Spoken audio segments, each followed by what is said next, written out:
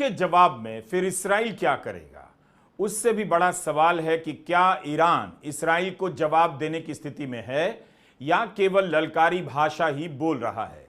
Israel ने Iran के nuclear site पर हमला कर बहुत बड़ी मनोवैज्ञानिक बढ़त बना ली है। ईरान का परमाणु कार्यक्रम पिछले 2 दशकों से उसकी जनता और राजनीतिक तंत्र के लिए जीवन मरण का वैचारिक प्रश्न बन चुका है। इसके लिए ईरान ने कितने प्रतिबंध झेले, कितनी मुश्किलों का सामना किया और इस्राइल एक हमले में टारगेट कर चला गया। ईरान बिना किसी की मदद के परमाणु कार्यक्रम को विकसित करता रहा है। क्या ईरान न्यूक्लियर साइट पर हमले को अपने अस्तित्व पर हमले के रूप में देखेगा या वह 2 कदम पीछे हट जाएगा? 15 जून को ओमान के मस्कत में अमेरिका और ईरान के बीच परमाणु मामले को लेकर छठे दौर की बैठक होने वाली है। मार्च में ट्रंप ने ईरान के सुप्रीम लीडर खामेनेई को पत्र लिखकर कहा कि अमेरिका ईरान के साथ परमाणु डील करना चाहता है। अगर ईरान के लिए यह स्वीकार्य नहीं है तो सैन्य कार्रवाई भी की जा सकती है। खामेनेई ने उनके इस पत्र के बारे में कहा कि अमेरिका हमें धमका रहा है, दुनिया को बहका रहा है।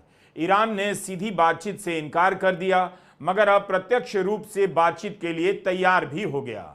अप्रैल और मई के महीने में अमेरिका और ईरान के बीच 5 दौर की बातचीत हो चुकी है। 2018 के बाद दोनों देशों के बीच पहली बार इस तरह की बातचीत हो रही है। अमेरिका चाहता है कि ईरान अपने परमाणु कार्यक्रम रोक दे तो वह प्रतिबंधों में ढिलाई दे, लेकिन अब तो सारा खेल ही पलट गया।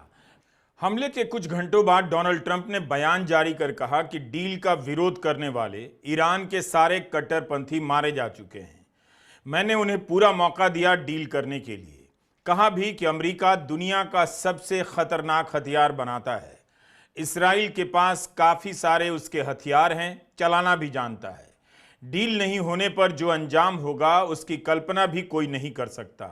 ट्रंप के इस बयान से साफ हो जाता है कि इस्राइल के हमले से अनजान रहने की अमेरिका की बात दिखावे की है। बैठक से 3 दिन पहले 12 जून को ही IAEA का बयान आया कि ईरान परमाणु गाइडलाइन का पालन नहीं कर रहा है, परमाणु बम विकसित करने जा रहा है। इस संदर्भ में IAEA ने 20 साल में पहली बार आधिकारिक रूप से ईरान की निंदा की। कुछ घंटे के बाद ईरान ने कहा कि हमारी तीसरी फैसिलिटी तैयार है और हम एक्टिवेट करने वाले हैं।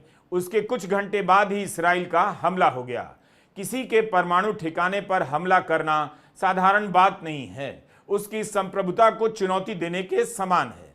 अगर इससे ईरान भड़क जाता है और लड़ाई किसी भी मोड़